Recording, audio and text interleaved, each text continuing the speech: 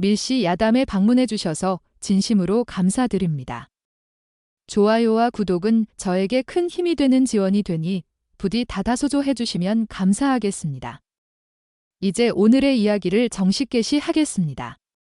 조선시대 한양의 장터 가장 끝자락, 술의 독특한 냄새와 사람들의 땀냄새가 뒤섞여 풍기는 주막촌 골목길입니다.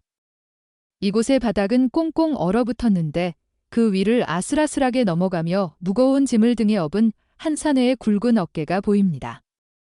그의 발걸음은 짐의 무게로 인해 매우 무거웠지만 눈빛만큼은 맑고 순박한 느낌을 주었지요. 이 사내는 길수라는 이름의 지객꾼으로 매일 날이 아직 밝지 않은 새벽부터 해가 저녁 노을에 잠기도록 짐을 나르며 힘겹게 하루를 보냅니다.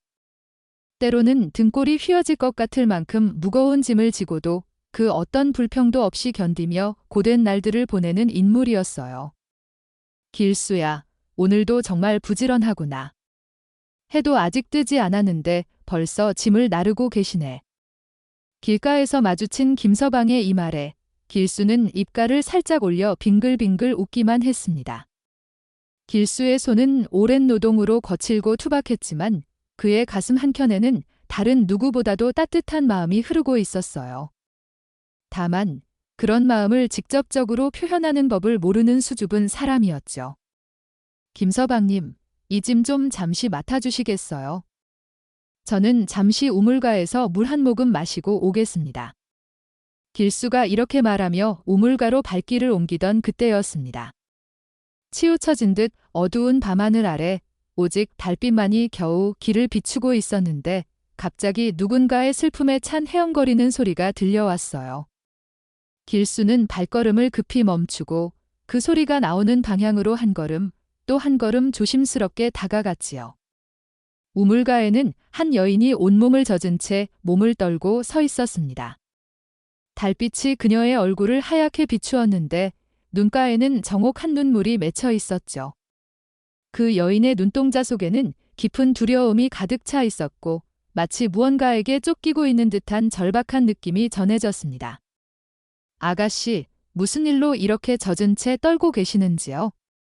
길수가 우려스럽게 묻자 여인은 깜짝 놀라 뒤로 살짝 물러났습니다.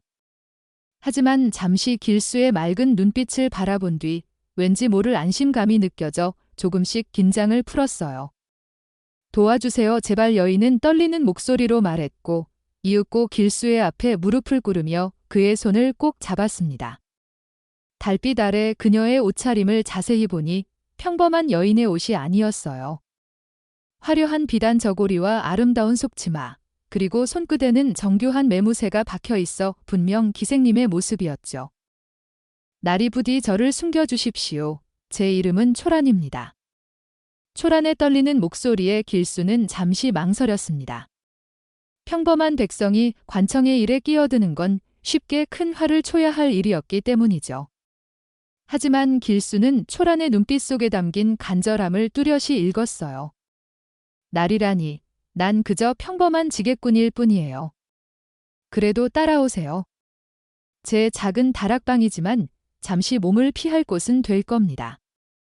길수는 초란을 데리고 자신의 집으로 향했습니다. 골목길을 꼬불꼬불 지나가다 보니 허름한 초가집이 보였고 그 안에는 먼지가 쌓인 물건들이 가득해서 겨우 한 사람이 누울 자리만 남아 있었죠. 길수는 자신이 평소에 쓰는 낡은 호치부를 펴 초란에게 건넸습니다. 몸을 따뜻하게 녹이세요. 저는 곧 밖에서 지키고 있겠습니다. 초란은 고개를 깊게 숙여 감사의 인사를 전했고 그녀의 눈빛에는 이제 안도감이 스며들고 있었어요. 길수는 방문을 조심스럽게 닫고 밖으로 나왔습니다. 왠지 모를 긴장감이 몸을 감싸고 가슴이 쿵쾅거리는 소리가 자신의 귀에도 들렸어요.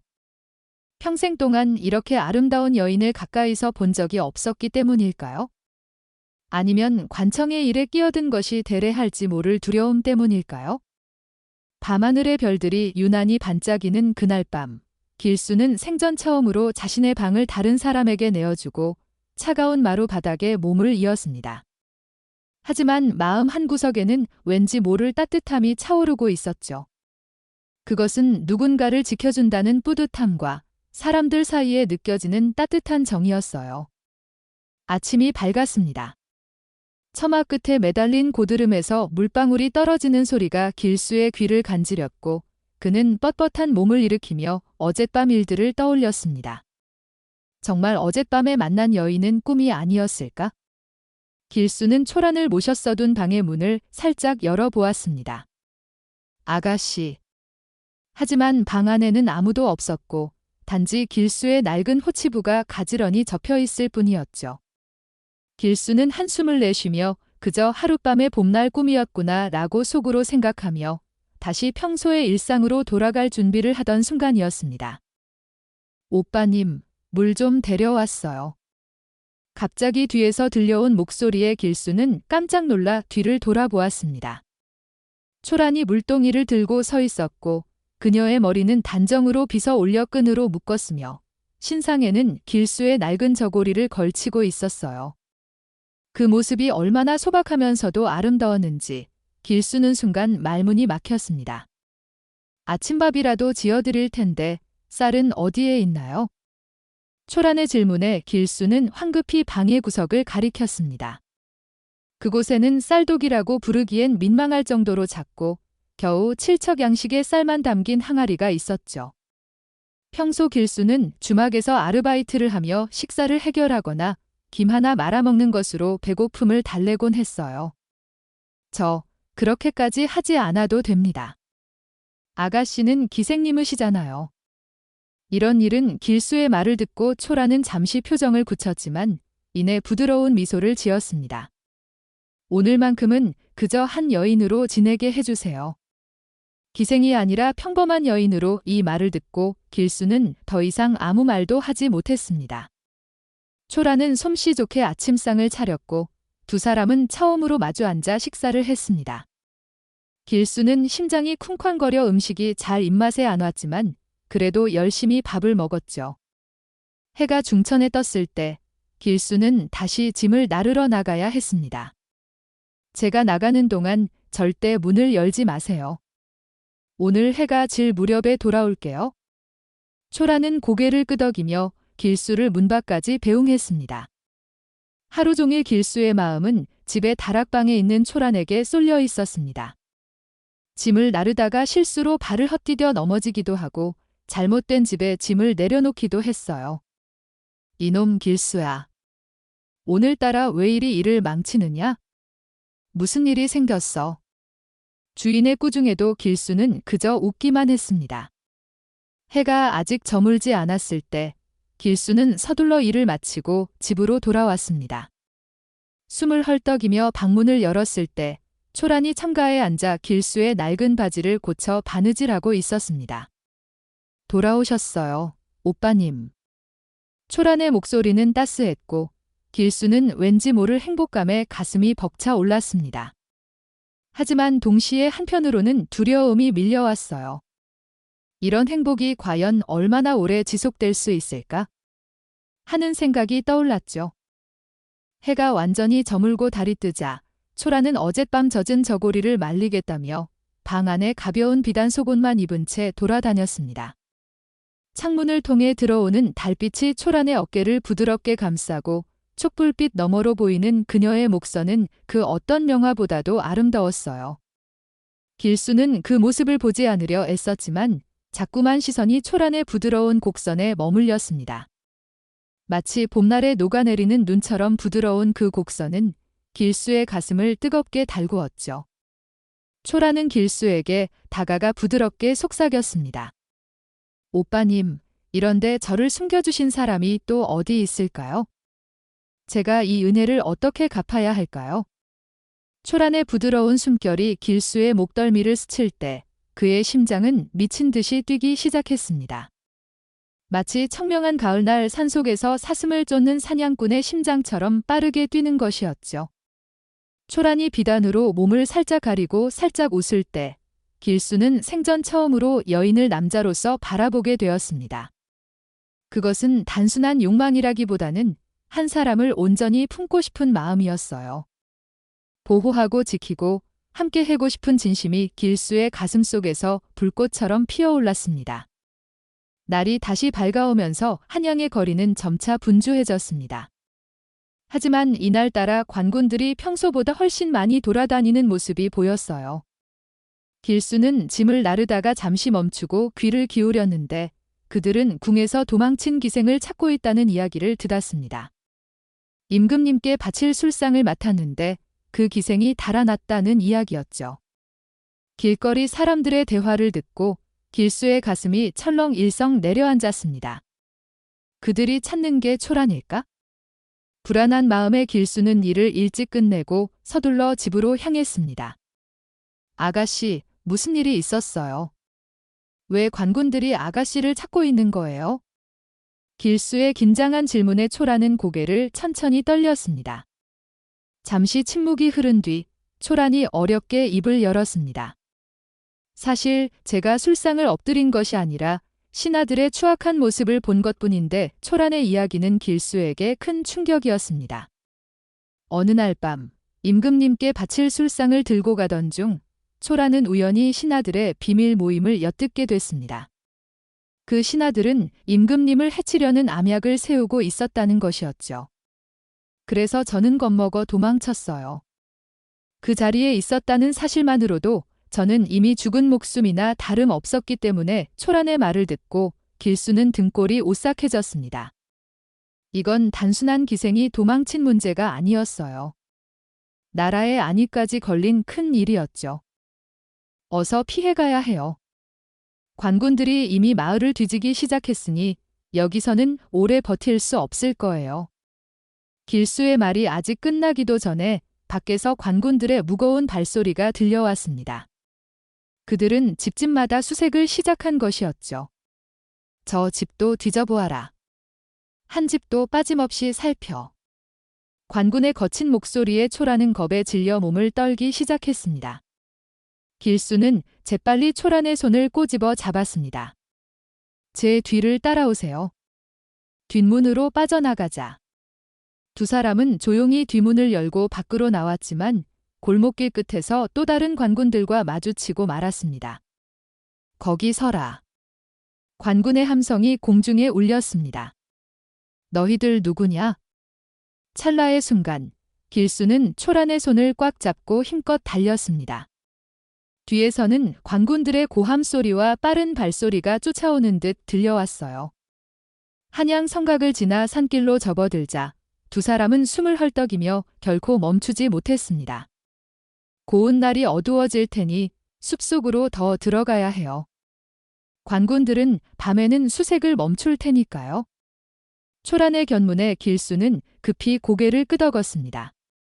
하지만 갑자기 경사가 급한 길에서 초란이 발을 헛디뎌 넘어지고 말았죠. 길수는 속도를 줄여 급히 초란을 부축했습니다. 다치셨소. 초란은 아파하는 표정으로 발목을 꼭 붙잡고 고개를 끄덕었어요. 길수는 망설임 없이 초란의 허리를 받쳐 등에 업었습니다. 내가 모셔다가 가겠소? 조금만 더 참으시오. 길수의 넓은 등에 엎여 초란은 생일에 처음으로 안정감을 느꼈습니다. 평생 다른 이들의 눈치를 보며 억눌린 삶을 살아온 초란에게 길수의 땀냄새가 나는 등은 세상에서 가장 안전한 안식처였지요. 해가 완전히 저물고 달빛만이 숲속을 희미하게 비추었을 때 두 사람은 작은 산속 오두막을 발견했습니다. 버려진 사냥꾼의 오두막으로 보였으며 안에는 허름한 베드와 간단한 취사도구만 남아 있었어요. 이곳에서 하룻밤 쉬어가겠소? 내일은 더 깊은 산으로 들어가야 할 거요. 길수가 초란을 살짝 내려놓고 불을 피우는 동안 초란은 그의 바쁜 모습을 물끄러이 바라보았습니다.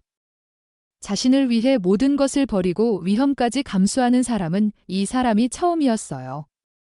길수 오빠님, 무슨 일로 이렇게 저를 지켜주세요? 내가 지켜주겠소라고 말해주신 것 정말 감사해요. 초란의 부드러운 말에 길수는 불을 피우는 손을 잠시 멈추고 이내 입가에 부드러운 미소를 지었습니다. 내가 지켜주겠소? 아가씨를 위험에 빠뜨리지 않겠소? 그 말을 듣고 초란의 눈가에 정옥한 눈물이 맺혔습니다. 그것은 겁에서 벗어난 기쁨의 눈물이자 온 마음을 다해 감사하는 눈물이었지요. 달빛 아래 두 사람의 그림자가 하나로 겹쳐지는 순간 산속 오두막에서의 평화로운 나날이 시작되었습니다. 관군 추격과 산속의 일상. 관군들의 추적을 피해 두 사람은 점차 더 깊은 산속으로 들어갔습니다. 처음에는 하룻밤만 묵고 떠나려 했지만 초란의 발목이 완전히 나아지지 않아 움직이기 어려웠습니다. 오늘도 발목이 아프시나요? 길수의 우려스러운 물음에 초란은 고개를 천천히 저었습니다. 사실 발목은 이미 나았지만 이렇게 길수와 함께하는 시간이 너무 소중해서 조금 더 오래 머물고 싶었던 마음이 있었죠. 그동안 초란은 길수에게 자신의 과거를 조금씩 털어놨어요. 어릴 때부터 기생으로 자랐어요. 사람들이 내 얼굴이 예쁘다고 춤과 노래를 배우라 했지요. 하지만 저는 늘 꿈꿨어요. 평범한 여인으로 살아가는 것, 가족이 있고 정이 있는 곳에서 초란의 이야기를 듣고 길수는 깊은 연민을 느꼈습니다. 조란은 화려한 옷을 입고 있었지만 마음속으로는 누구보다 소박한 행복을 갈망하는 평범한 여인이었을 뿐이었죠. 날이 갈수록 두 사람의 관계는 가까워졌습니다. 길수는 매일 아침 일찍 사냥을 나가 먹을 것을 구해오고 초란은 오두막을 깨끗이 정리하며 집처럼 꾸렸어요. 어느덧 그 작은 오두막은 두 사람만의 따뜻한 세상이 되었습니다. 서로의 외로움과 마음의 마주침. 어느 날 저녁, 밤바람이 차갑게 불던 때 초란이 길수에게 묻었습니다. 오빠님의 가족은 어떻게 되셨어요? 길수는 잠시 멀리 산을 바라보더니 낮은 목소리로 이야기를 시작했어요. 어릴 적에 부모님을 잃었소. 그 후로는 주막주인의 집에서 일하며 자랐지요. 내게 가족이라 부를 만한 사람은 없었소? 길수의 담담한 말에서 초란은 그의 깊은 외로움을 느꼈고 더욱 그의 손을 꼭 잡았습니다. 두 사람은 같았어요. 모두 세상에 홀로 남겨진 영혼들이었기 때문에 서로의 아픔을 쉽게 이해할 수 있었죠.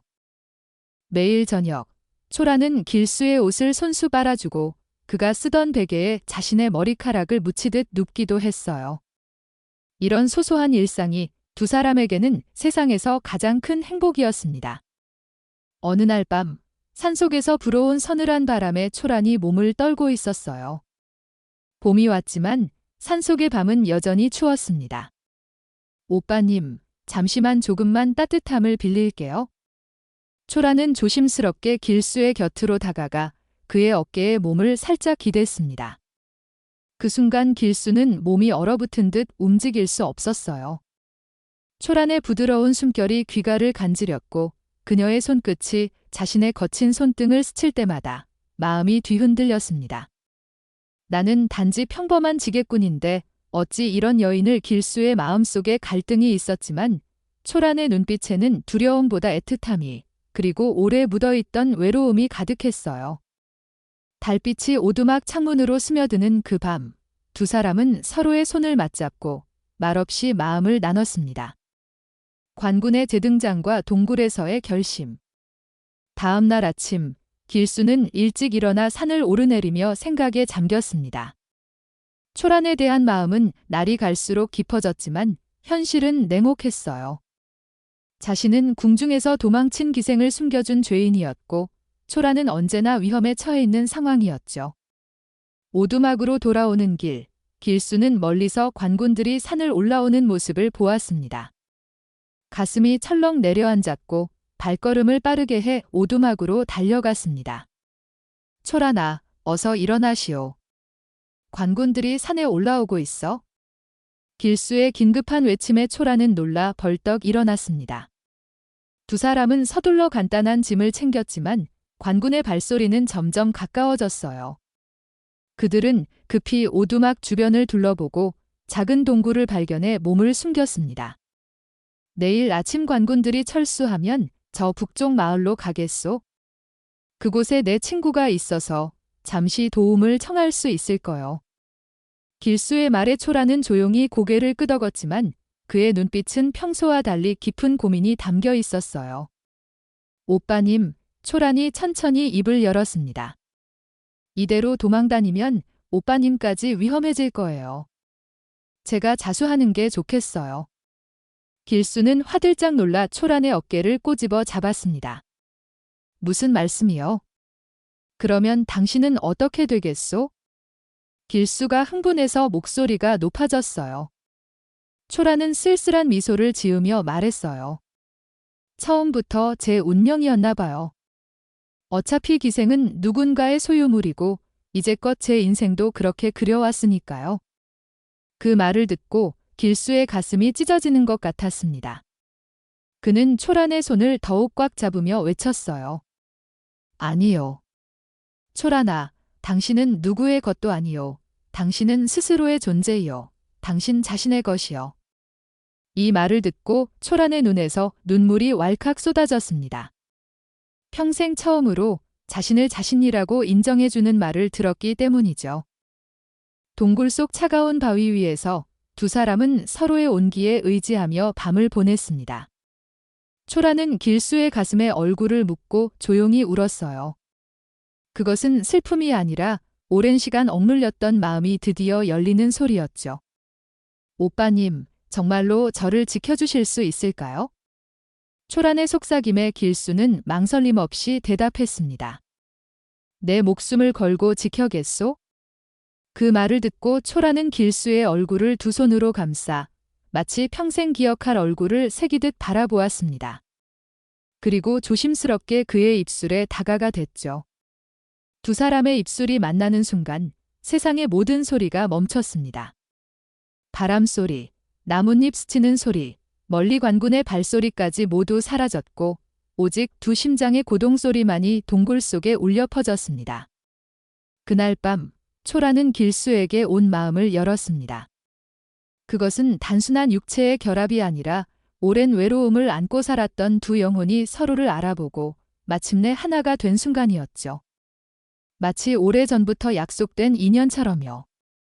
희망과 위기, 그리고 갑작스러운 전환. 달빛이 동굴 입구로 스며들어 두 사람의 얼굴을 비추었을 때 길수는 초란의 얼굴을 부드럽게 감싸며 속삭였어요. 이제 당신은 내 사람이에요. 누구도 당신을 데려갈 수 없소. 초란은 길수의 품 안에서 평생 처음으로 완벽한 안정을 느꼈습니다. 더 이상 도망칠 필요도 두려워할 필요도 없는 곳 바로 길수의 품이었죠. 새벽이 밝아오자 동굴 입구로 희미한 빛이 스며들었습니다. 길수는 조심스럽게 밖을 살펴보았고 주변은 조용했어요. 관군들이 다른 곳을 수색하고 있는 듯했죠. 이제 가야 할 때인 것 같소? 날이 밝기 전에 북쪽 마을로 향하는 게 좋겠어요. 길수의 말에 초란이 고개를 끄덕였고 두 사람은 조심스럽게 동굴을 빠져나갔습니다. 아침 이슬이 풀잎에 맺혀 있고 새들의 지저귀이 들리는 평화로운 아침이었어요. 저기 보이는 저 마을이 내 친구가 사는 곳이요. 그곳에 도착하면 잠시 숨을 곳을 마련할 수 있을 거예요.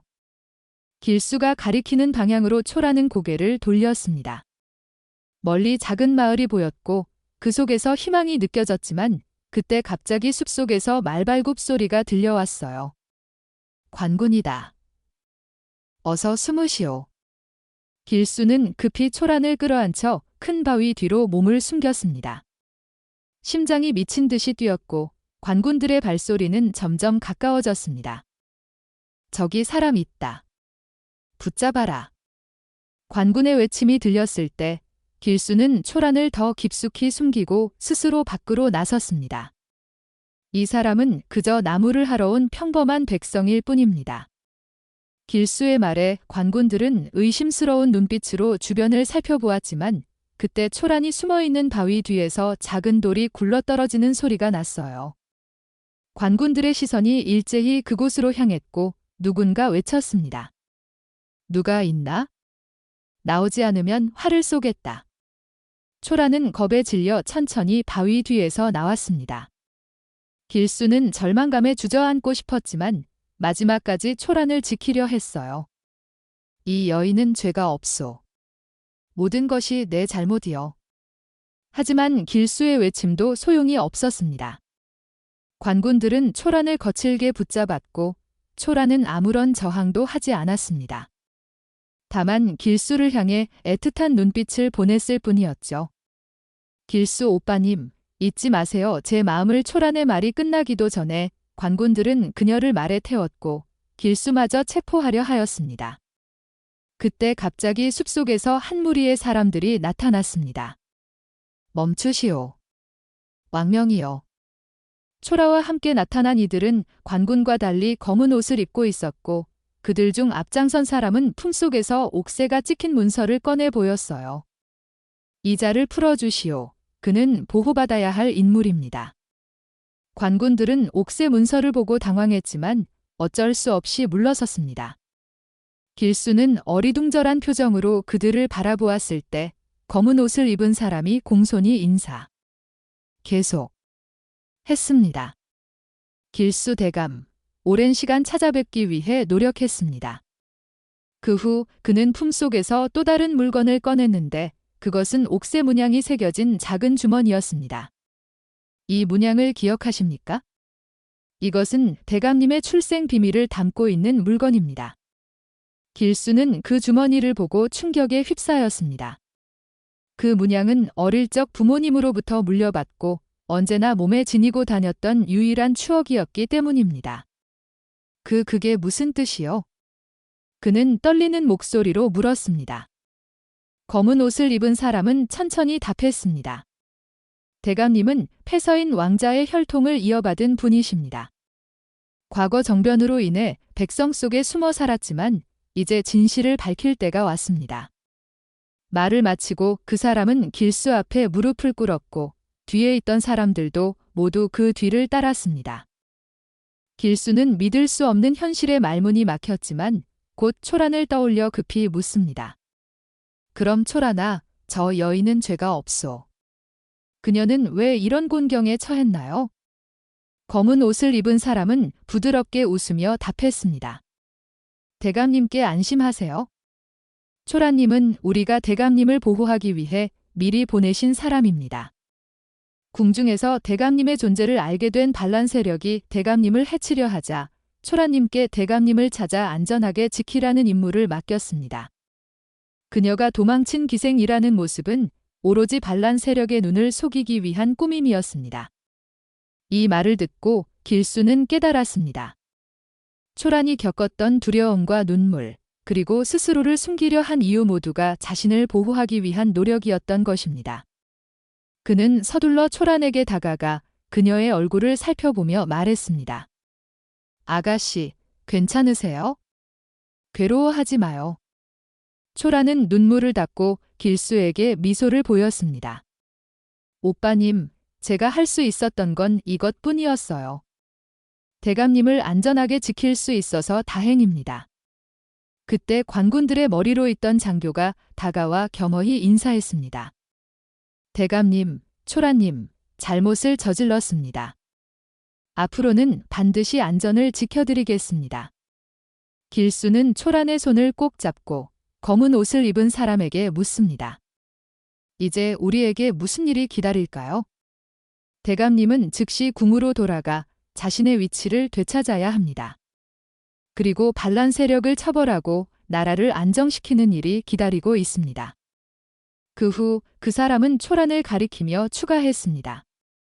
초란님은 대감님을 보호한 공로가 있으므로 원하는 대로 삶을 살 수 있도록 해드리겠습니다. 길수는 초란을 바라보았고 초란도 그의 눈을 바라보았습니다. 두 사람의 눈빛에는 서로에 대한 애정과 앞으로 함께할 미래에 대한 기대가 담겨 있었습니다. 나라를 안정시킨 뒤 나는 당신과 함께 평범한 삶을 살고 싶어요. 길수가 속삭이자 초란은 눈물을 참으며 고개를 끄덕었습니다. 그렇게 길수는 잊혀진 왕자로서의 정체를 되찾았고 초란은 그와 함께 나라를 구하는 여정에 함께했습니다. 과거의 아픔과 어려움은 모두 과거로 남기고 두 사람은 서로의 손을 잡고 더 밝은 미래를 향해 걸어갔습니다. 산속에서의 외로움과 위험했던 날들은 이제 서로를 만나기 위한 필수적인 여정이었음을 그들은 알았습니다. 너희들 누구냐? 찰나의 순간, 길수는 초란의 손을 꽉 쥐고 힘껏 달렸습니다. 뒤에서는 관군들의 함성 소리와 단단한 발소리가 거침없이 쫓아오며 두 사람의 귀를 찔렸어요. 한양 성곽을 지나 기울어진 산길로 접어들자 두 사람은 숨을 헐떡이며 결코 멈추지 못했습니다. 숨이 차서 가슴이 터질 것 같았지만 위험으로부터 벗어나기 위해 발걸음을 멈추지 못했죠. 고운 날이 곧 어두워질 테니 더 깊은 숲속으로 들어가야 해요. 관군들은 밤에는 수색을 멈출 테니까요. 초라는 숨을 가쁘게 헤치며 말했고 길수는 잠시도 망설이지 않고 고개를 끄덕었습니다. 하지만 갑자기 경사가 급한 길에서 초란이 발을 헛디뎌 앞으로 넘어지고 말았어요. 돌과 풀뜸이 섞인 땅에 그녀의 팔이 살짝 긁혔지만 더 먼저 걱정한 건 다친 발목이었죠. 길수는 급히 발을 멈추고 초란을 부축하며 우려스럽게 묻습니다. 다치셨소? 발목이 아프시나요? 초란은 아파하는 표정으로 발목을 꼭 붙잡고 고개를 끄덕었습니다. 길수는 망설임 없이 제일 앞에 서서 등을 보였어요. 내가 모셔다가 가겠소? 조금만 더 참으시오. 곧 안전한 곳에 갈게요. 초란이 길수의 등에 엎드리자 그는 처음으로 안정감을 느꼈습니다. 평생 다른 이들의 시선과 기대를 받으며 억눌린 삶을 살아온 초란에게 길수의 넓고 단단한 등은 세상에서 가장 따뜻한 안식처였어요. 그의 땀냄새가 나는 옷감에서 오랜 시간 잃어버렸던 안심감을 되찾았죠. 해가 완전히 지고 달빛만이 숲속을 희미하게 비추었을 때 두 사람은 작은 산속 오두막을 발견했습니다. 나무로 만들어진 허름한 오두막은 버려진 사냥꾼의 집으로 보였고 안에는 간단한 취사도구와 낡은 베드만 남아 있었어요. 이곳에서 하룻밤 쉬어 가겠소? 내일은 더 깊은 산으로 들어가야 해 관군들의 추적을 피해야 하니까요. 길수가 초란을 살짝 내려놓고 불을 피우는 동안 초란은 그의 바쁜 모습을 물끄러이 바라보았습니다. 자신을 위해 위험을 감수하고 모든 걸 버리는 사람은 이 사람이 처음이었어요. 화려한 궁중에서도 누군가가 자신을 진심으로 챙겨준 적은 없었죠. 길수 오빠님, 무슨 일로 이렇게 저를 지켜주세요?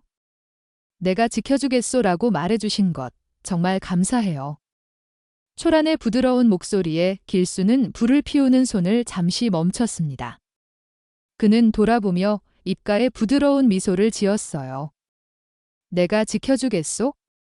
아가씨를 위험에 빠뜨리지 않겠소? 약속할게요. 그 말을 듣고 초란의 눈가에 정옥한 눈물이 맺혔습니다. 그것은 겁에서 벗어난 기쁨의 눈물이자 온 마음을 다해 감사하는 눈물이었죠. 달빛이 오두막 창문을 통해 들어와 두 사람의 그림자가 바닥에 하나로 겹쳐지는 순간 깊은 산속에서의 평화로운 나날이 시작되었습니다. 관군 추적과 산속의 소박한 일상. 관군들의 추적을 피해 두 사람은 점차 더 깊은 산속으로 들어갔습니다.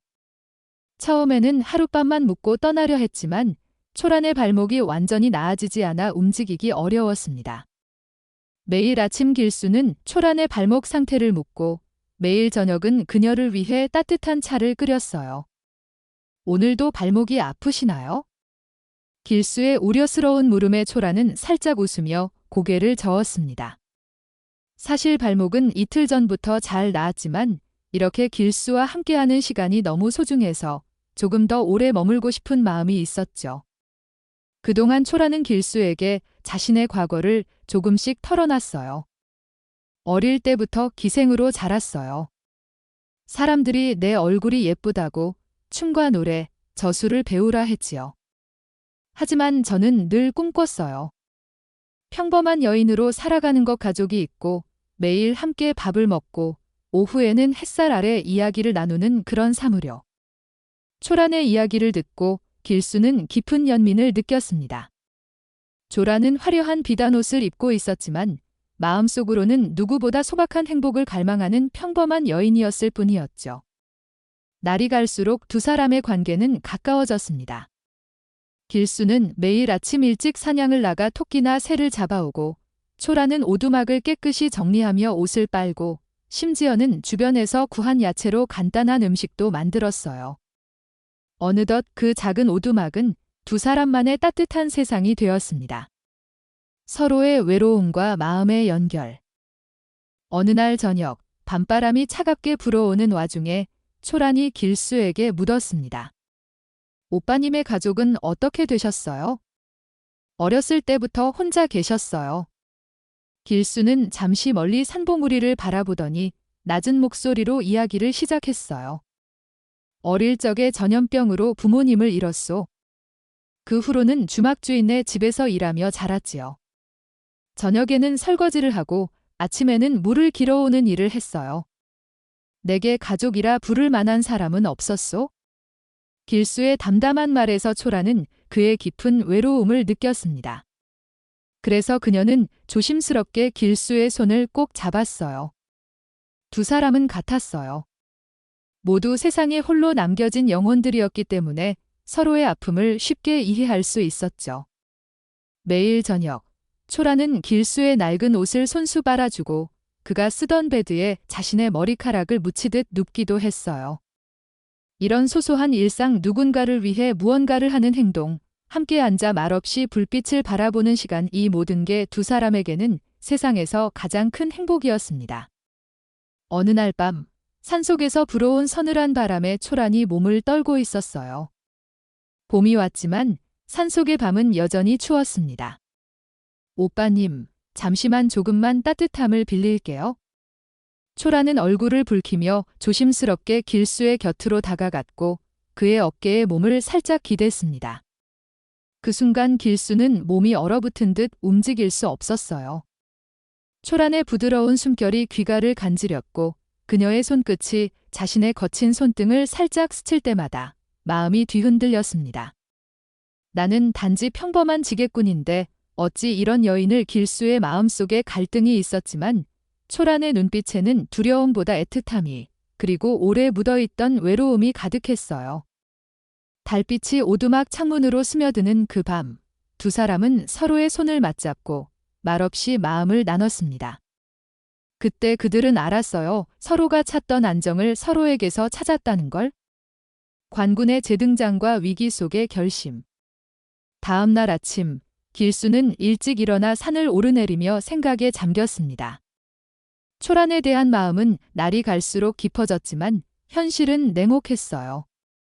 자신은 궁중에서 도망친 기생을 숨겨준 죄인이었고 초란은 언제나 관군의 추격을 받는 위험한 상황이었죠. 이런 행복이 얼마나 오래 갈 수 있을지 그는 잘 몰랐어요. 오두막으로 돌아오는 길, 길수는 멀리 산길에서 관군들이 올라오는 모습을 보았습니다.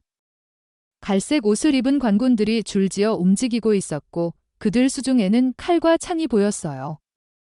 가슴이 철렁 내려앉았고 길수는 발걸음을 최대한 빠르게 해 오두막으로 달려갔습니다. 초란아, 어서 일어나시오. 관군들이 산에 올라오고 있어. 빨리 준비해. 길수의 긴급한 외침에 초란은 놀라 벌떡 일어났습니다. 두 사람은 서둘러 간단한 짐 몇 조각의 굶주림과 물병을 챙겼지만 관군의 발소리는 점점 가까워졌어요. 그들은 급히 오두막 주변을 둘러보고 덜 숨기기 쉬운 작은 동굴을 발견해 몸을 숨겼습니다. 내일 아침 관군들이 철수하면 저 북쪽 마을로 가겠소. 그곳에 내가 어렸을 때 같이 일했던 친구가 있어서 잠시 숨을 곳을 마련할 수 있을 거요. 길수의 말에 초라는 조용히 고개를 끄덕였지만 그녀의 눈빛은 평소와 달리 깊은 고민이 담겨 있었어요. 마치 무언가 결심을 한 것처럼요. 오빠님, 초란이 천천히 입을 열었습니다. 이대로 계속 도망다니면 오빠님까지 위험해질 거예요. 제가 자수하는 게 좋겠어요. 적어도 오빠님은 안전할 수 있게. 길수는 화들짝 놀라 초란의 어깨를 꼬집어 잡았습니다. 무슨 말씀이요? 그러면 당신은 어떻게 되겠소? 관군들이 당신을 잡아가면 그럴 순 없어요. 길수가 흥분해서 목소리가 높아졌고 손이 살짝 떨렸어요. 초라는 쓸쓸한 미소를 지으며 말했어요. 처음부터 제 운명이었나 봐요. 어차피 기생은 누군가의 소유물이고 이제껏 제 인생도 그렇게 그려왔으니까요.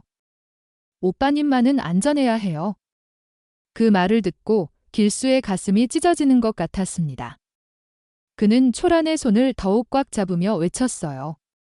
아니요. 초란아, 당신은 누구의 것도 아니요. 당신은 스스로의 사람이요. 당신 자신의 삶을 살 수 있어요. 나는 당신을 지킬게요. 절대로 포기하지 않을게요. 이 말을 듣고 초란의 눈에서 눈물이 왈칵 쏟아졌습니다. 평생 처음으로 자신을 자신이라고 인정해주는 말을 들었기 때문이죠. 궁중에서도 다른 이들은 그녀의 얼굴이나 재능만을 바라봤을 뿐 초란이라는 사람을 보지 못했어요. 동굴 속 차가운 바위 위에서 두 사람은 서로의 온기에 의지하며 밤을 보냈습니다. 초란은 길수의 가슴에 얼굴을 묻고 조용히 울었어요. 그것은 슬픔이 아니라 오랜 시간 억눌렸던 마음이 드디어 열리는 소리였죠. 오빠님, 정말로 저를 지켜주실 수 있을까요? 영원히 함께 할 수 있을까요? 초란의 속삭임에 길수는 망설임 없이 대답했습니다. 내 목숨을 걸고 지켜겠소? 영원히 함께 할게요. 약속해요. 그 말을 듣고 초란은 길수의 얼굴을 두 손으로 감싸 마치 평생 기억할 얼굴을 새기듯 바라보았습니다. 그리고 조심스럽게 그의 입술에 다가가 댔죠. 두 사람의 입술이 만나는 순간 세상의 모든 소리가 멈췄습니다. 바람소리, 나뭇잎 스치는 소리, 멀리 관군의 발소리까지 모두 사라졌고 오직 두 심장의 고동소리만이 동굴 속에 울려 퍼졌습니다. 그날 밤 초란은 길수에게 온 마음을 열었습니다. 그것은 단순한 육체의 결합이 아니라 오랜 외로움을 안고 살았던 두 영혼이 서로를 알아보고 마침내 하나가 된 순간이었죠. 마치 오래전부터 하늘에서 약속된 인연처럼요. 희망과 위기의 교차점. 달빛이 동굴 입구로 스며들어 두 사람의 얼굴을 부드럽게 비추었을 때 길수는 초란의 얼굴을 감싸며 속삭였어요. 이제 당신은 내 사람이에요. 누구도 당신을 데려갈 수 없소. 나와 함께라면 아무도 해를 입히지 못할게요. 초란은 길수의 품 안에서 평생 처음으로 완벽한 안정을 느꼈습니다. 더 이상 도망칠 필요도 두려워할 필요도 없는 곳 바로 길수의 품이었죠.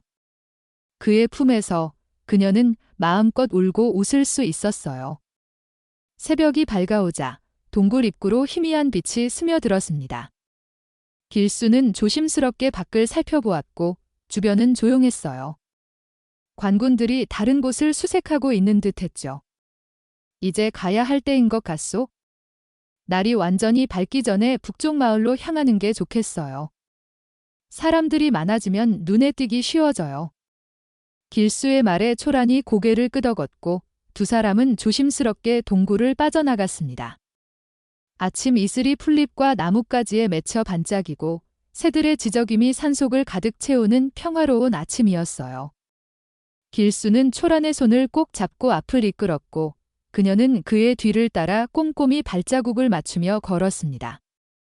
시간이 지날수록 멀리 작은 마을의 모습이 보이기 시작했고 두 사람의 마음에도 희망이 차오르기 시작했죠. 저기 보이는 저 마을이 내 친구가 사는 곳이요. 그 사람은 성실한 농부라 우리가 잠시 숨을 곳을 마련해 주겠어요. 거기서 안정적으로 쉬다가 나중에 다른 곳으로 가는 방법도 생각할 수 있을 거요. 길수가 가리키는 방향으로 초라는 눈을 떼지 못했습니다. 작고 평화로운 마을 모습에서 그녀는 오랫동안 꿈꿔왔던 평범한 삶의 모습을 겉도는 듯했어요.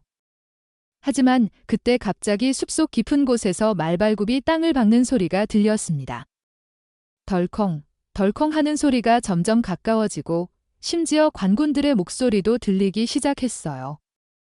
길수의 얼굴이 갑자기 창백해졌고 급히 초란을 붙잡아 큰 바위 뒤로 숨겼습니다. 관군이다. 어서 움직이지 마요. 소리내지도 마세요. 길수는 입을 가리고 속삭였고 심장이 미친 듯이 뛰었습니다. 초란도 긴장해서 숨을 죽이고 몸을 웅크렸어요. 관군들의 발소리와 이야기 소리가 점점 가까워졌고 곧 옆을 지나갈 것 같았죠. 저기 사람이 있다. 저 바위 뒤 뭔가 움직였어. 붙잡아라. 갑자기 관군의 함성이 들렸고 길수는 마음속에 절망감이 밀려왔습니다. 그는 빠르게 결심을 내고 초란을 더 깊숙이 바위 뒤로 밀어 넣었습니다. 내가 여기 꼭 숨어 있어. 나갈게. 내가 발각되지 않게 해줄게. 오빠님, 안 돼요. 그러면 당신이 초란이 붙잡으려 했지만 길수는 이미 밖으로 나섰습니다. 그는 관군들에게 손을 들고 평온한 표정을 만들었어요. 저는 그저 나무를 베어오는 평범한 백성입니다. 아무 잘못한 거 없어요? 왜 이렇게 하시는 겁니까? 관군들은 의심스러운 눈빛으로 길수를 둘러보았고 주변을 살펴보았습니다. 나무 베러 왔는데 이런 산속에 왜 왔어? 이 근처에 다른 사람 없어? 한 관군이 거친 목소리로 묻었고 길수는 겁먹은 척 떨며 답했습니다. 아, 아니요. 혼자 왔어요. 이 근처 나무가 잘 자라고 있어서 저는 혼자 살아서 나무로 불도 구해야 해요. 그때 갑자기 초란이 숨어있던 바위 뒤에서 찹 하는 소리가 났습니다. 작은 돌이 굴러 떨어진 소리였지만 고요한 산속에서 그 소리는 아주 크게 들렸어요. 관군들의 시선이 일제히 바위 뒤로 향했고 누군가 외쳤습니다. 거기 누가 있나? 빨리 나오지 않으면 활을 쏠 거다. 초란은 눈물을 글썽이며 천천히 바위 뒤에서 나왔습니다. 그녀는 더 이상 길수를 위험에 빠뜨리고 싶지 않았어요. 길수는 절망감에 무릎을 꿇고 싶었지만 마지막까지 초란을 지키려고 앞으로 나섰습니다. 이 여인은 죄가 없소. 그녀는 단순히 길을 잃은 여자일 뿐이에요. 모든 잘못은 제 겁니다. 그녀를 놓아주세요. 하지만 길수의 외침도 소용이 없었습니다. 관군들은 초란을 거칠게 팔을 잡았고 그녀를 말을 향해 끌어당겼어요. 초란은 아무런 저항도 하지 않았습니다. 다만 길수를 향해 애틋한 눈빛을 보내며 입을 열었어요. 길수 오빠님 잊지 마세요. 제 마음을 영원히. 초란의 말이 끝나기도 전에 관군들은 그녀를 말에 태웠습니다. 그리고 한 관군이 길수를 향해 칼을 들고 다가갔어요. 그도 함께 체포하려는 것이었죠.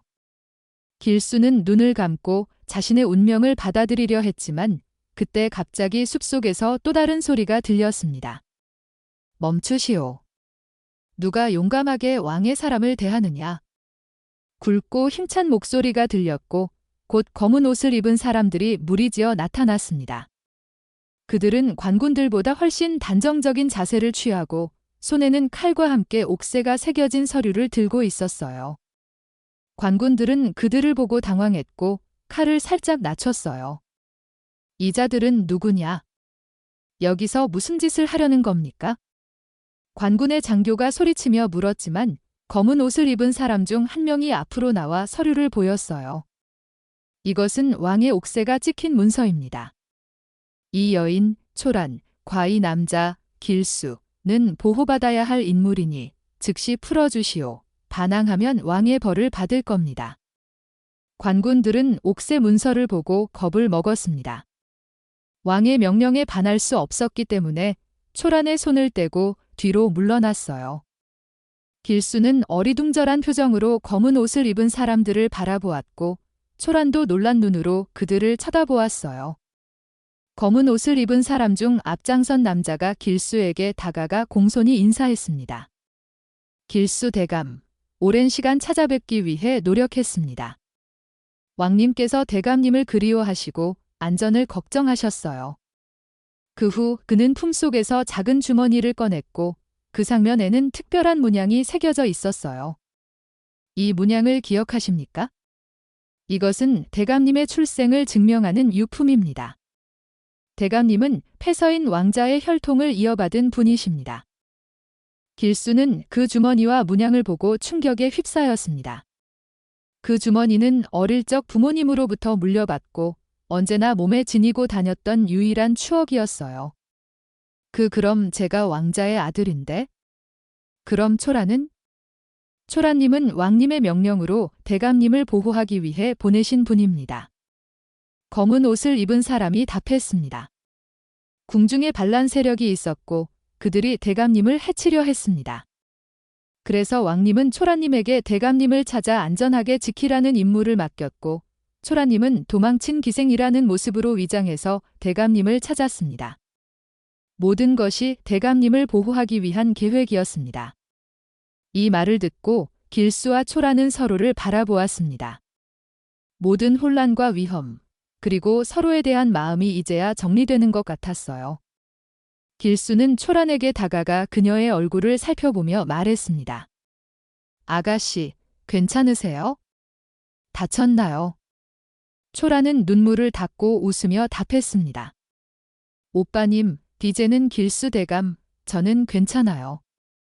대감님을 안전하게 지킬 수 있어서 다행입니다. 그렇게 길수는 잊혀진 왕자로서의 정체를 되찾았고 초라는 그의 보호자이자 마음을 나누는 사람으로 남았습니다. 나중에 길수는 궁으로 돌아가 반란 세력을 처벌하고 나라를 안정시키고 초란과 함께 평화로운 삶을 살았어요. 산속에서 겪었던 위험과 외로움은 이제 서로를 만나기 위한 소중한 여정으로 기억되었죠. 그때 갑자기 숲속 깊은 곳에서 무리의 사람들이 나타났습니다. 멈추시오. 이것은 왕명이요. 굵고 단정적인 목소리가 퍼지자 관군들은 몸을 떼웠습니다. 이들과 함께 나온 사람들은 관군과 달리 깔끔한 검은 옷을 입고 엄숙한 표정을 지녔어요. 그들 중 앞장선 사람은 완서히 품속을 손대 옥새가 찍힌 위험 있는 문서를 꺼내 보였습니다. 이 자들을 즉시 풀어주시오.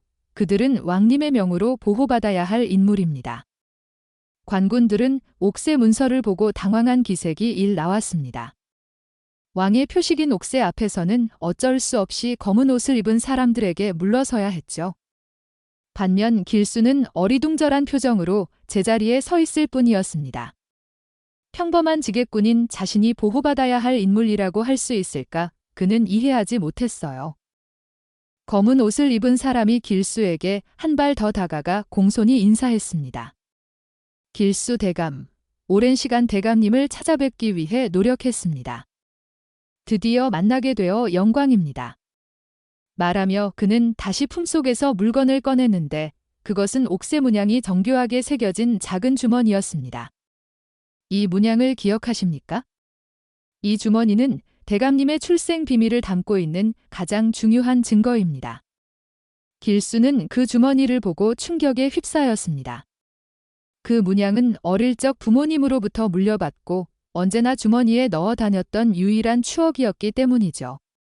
그게 무슨 뜻이요? 제가 왜 대감이라고 불리우시는 거예요? 그는 떨리는 목소리로 물었습니다.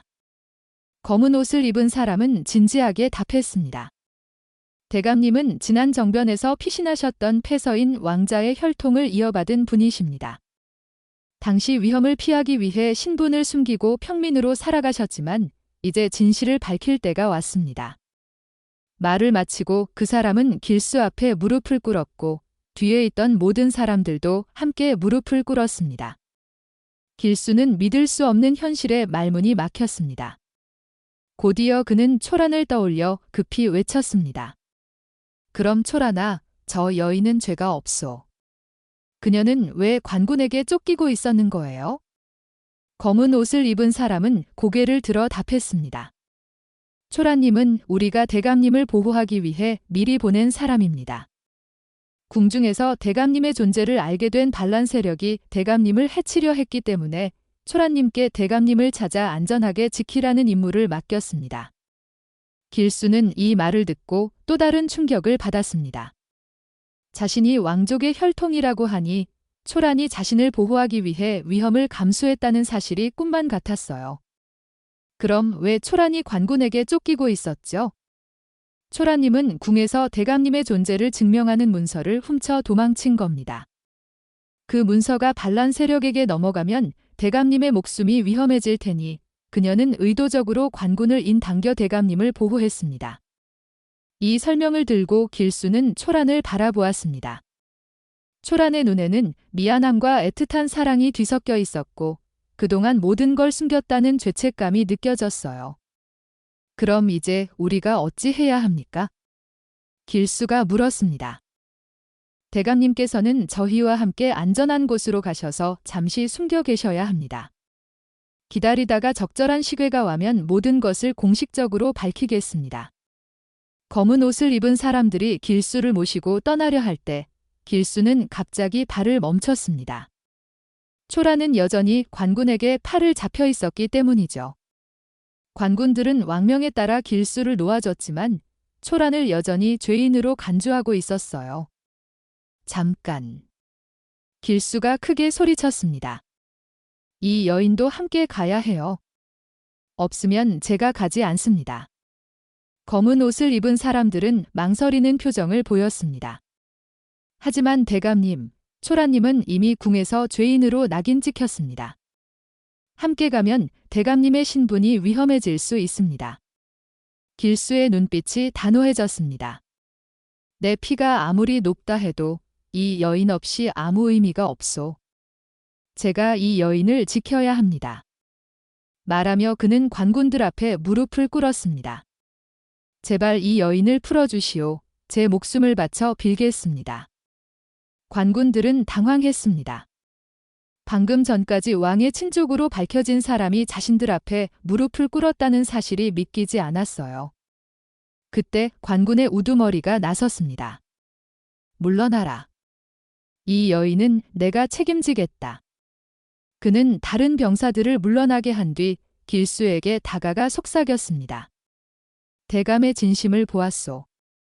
하지만 법은 법이니 정식으로 해결해야 합니다. 현감님을 찾아가시오. 그분은 대감님의 편이시니 도움을 청하면 될 겁니다. 길수는 감사의 눈빛을 보내고 일어섰습니다. 검은 옷을 입은 사람들은 길수를 산속 깊은 곳에 있는 은밀한 장소로 데려갔습니다. 그곳은 오래전부터 준비된 안전집이었고 길수는 거기서 자신의 출생에 관한 모든 이야기를 듣게 되었습니다. 대감님의 부모님은 왕자의 비밀을 품고 살다가 결국 반란 세력에게 화를 입었습니다. 그 이야기를 듣고 길수는 어릴 적 희미한 기억, 어머니의 부드러운 손길, 아버지의 엄격한 눈빛, 그리고 한밤에 타버린 집이 조각조각 맞아떨어지는 느낌을 받았어요. 그럼 제가 왕족이라는 걸 어떻게 증명할 수 있나요? 길수가 물었습니다. 대감님께서 지니고 계신 주머니와 그 안에 들어있는 옥새 조각이 증거입니다. 또한 대감님의 왼쪽 어깨에 있는 붉은 반점, 그것은 왕족의 고유한 표식입니다. 이 말을 듣고 길수는 놀라움을 금치 못했습니다. 어릴 적부터 자신의 어깨에 있던 반점을 어떻게 알고 있었는지 그는 의문을 품었지만 모든 것이 사실임을 깨달았어요. 하지만 길수의 마음은 여전히 초란에게 쏠려 있었습니다. 아무리 왕족의 혈통을 지녔다 해도 초란 없는 삶은 의미가 없었어요. 그래서 그는 결심했습니다. 현감님을 만나러 가겠소? 초란을 구해야겠습니다. 검은 옷을 입은 사람들은 약간 망설였지만 길수의 단호한 결심을 보고 도움을 주기로 했습니다. 그들의 도움으로 길수는 현감이 있는 관하로 향했고 현감 앞에서 모든 것을 솔직히 털어놨어요. 자신의 신분, 초란과의 만남, 그리고 두 사람의 사랑까지 아무것도 숨기지 않았죠. 현감은 이 이야기를 듣고 놀란 표정을 지었습니다. 참으로 놀라운 인연이요. 초란님은 죄가 없습니다. 그저 대감님을 보호하려 한 뿐이에요. 제발 그녀를 풀어주십시오. 길수의 간절한 청원에 현감은 깊은 생각에 잠겼습니다. 한참 후 그는 입을 열었습니다. 법은 법이지만 인정 또한 중요하오. 내가 초란님을 풀어주겠소. 하지만 대감님도 한 가지 약속을 해주셔야 합니다. 무엇이든 하겠습니다. 대감님의 신분이 밝혀지면 이 나라에 큰 파란이 일어날 것이요. 대감님께서는 그 파란을 잠재우고 백성들의 평안을 위해 힘써 주셔야 하오. 길수는 고개를 깊이 숙이며 맹세했습니다. 제 목숨을 바쳐 백성들을 위해 살겠습니다. 현감은 만족스러운 표정을 지으며 초란을 풀어주라는 명령을 내렸습니다. 세월이 흘러 몇 년이 지났습니다. 한양 외곽에 작은 약방이 있었는데 봄빛 속에서 들꽃이 골목길을 장점하고 있었어요. 이 약방에서 사람들의 병을 정성껏 고치며 살아가는 사람이 있었죠. 그의 이름은 김길수입니다. 이제 그는 왕족의 혈통을 알고 있지만 더 이상 대감이라는 칭호를 쓰지 않았고 여전히 손에는 약초의 향기가 남아 있으며 눈빛에는 깊은 산처럼 맑은 고요함이 머물러 있었어요. 김 선생님, 덕분에 아이의 열이 많이 내렸습니다. 정말 감사합니다. 아이를 아는 젊은 어머니가 감사 인사를 전했습니다. 길수는 미소를 지으며 고개를 숙였습니다. 아닙니다. 제가 한 일은 별로 없어요. 어머니의 정성과 아이의 생명력이 병을 이긴 겁니다. 길수는 정변 이후 자신의 신분을 공식적으로 밝히는 대신 조용히 백성들 사이에서 살기로 결심했습니다. 그의 혈통은 여전히 비밀로 남겨졌고 그는 약을 통해 사람들을 돕는 삶을 선택했죠. 그것이 그가 생각하는 진정한 왕의 모습이었기 때문입니다. 높은 자리에 앉는 것이 아니라 백성의 아픔을 함께 나누는 사람. 어느 날 약방의 문이 조심스럽게 열렸습니다. 비단 한복의 자락이 살짝 흘러들고 그 뒤로는 곱게 그을린 얼굴의 초란이 서 있었어요. 이제 그녀는 더 이상 도망치는 기생도 왕족의 비밀을 지닌 여자도 아니었습니다. 그저 한 여인으로서 길수의 아내로서 서 있었죠. 오늘도 많은 환자들이 다녀갔나요? 초란이 부드럽게 묻었습니다. 길수는 고개를 끄덕이며 웃었습니다. 덕분에 오늘도 바빴소. 이제 점심시간이 되었으니 잠시 쉬고 식사하는 것이 어떻겠소? 두 사람은 작은 마당이 있는 뒤편으로 나갔습니다. 마당에는 매화 나무 한 그루가 꽃을 활짝 피우고 있었어요. 초라는 미리 준비해온 도시락을 펼쳤고 두 사람은 매화 아래에서 조용히 식사를 했습니다. 가끔 생각나요? 우리가 처음 만났던 그날 밤. 초란이 문득 물었습니다. 길수는 잠시 기억을 더듬으며 답했습니다. 어찌 잊을 수 있겠소? 우물가에서 떨고 있던 당신을 처음 봤을 때 내 마음도 함께 떨렸던 그 순간을 아직도 선명히 기억해요. 초라는 길수의 손을 살짝 잡았습니다. 그의 손에는 이제 기생의 섬세함만이 아니라 약방 일을 돕는 아내의 부지런함도 묻어 있었죠. 혹시 후회하지는 않으세요? 대감의 자리에 오르지 않고 이렇게 평범하게 사는 것? 길수는 고개를 저었습니다. 후회하는 건 없소? 내게 진정한 행복은 화려한 자리가 아니라 당신과 함께하는 이 순간이에요. 약방에서 사람들을 돕고 당신과 함께 밥을 먹고 밤하늘의 별을 함께 보는 이 시간, 이것이 내가 꿈꿨던 삶이요. 초란의 눈가에 행복의 눈물이 맺혔습니다. 그날 우물가에서 나를 구해준 그 손길을 아직도 기억해요. 길수의 눈가에도 눈물이 고였습니다. 그는 말없이 고개를 끄덕이고 초란을 천천히 품 안에 끌어안았습니다. 한참 동안 그렇게 서로를 아는 채 아무 말 없이 시간을 보냈어요. 그때 약방 밖의 바람이 불어 초란의 머리결을 살짝 흔들었고 그 향기는 오래전 그날 밤 길수의 다락방에 처음 들어왔을 때의 향기와 똑같았어요. 먼 길을 헤매며 서로를 잃었던 두 사람은 결국 하나의 운명 안에서 다시 마주했습니다. 약방 문 앞에는 이제 인순당이라는 작은 간판이 걸려 있었습니다. 인자하고 순박한 마음으로 사람을 치료한다는 의미이죠. 그 간판 아래에는 작은 글씨가 새겨져 있었습니다. 그녀를 처음 만난 그날, 내 인생이 다시 시작되었습니다. 그리고 지금 그녀의 존재는 내 모든 날의 이유가 되었습니다. 한양 외곽의 작은 약방에서 길수와 초라는 화려한 왕궁보다 더 따뜻한 어떤 권력보다도 단단한 사랑의 왕국을 이루며 평화롭게 살아갔습니다. 아마도 진정한 왕은 높은 자리에 앉는 사람이 아니라 백성의 마음속에 살아있는 사람인지도 모릅니다. 길수와 초라가 보여준 삶이 바로 그 증거였죠.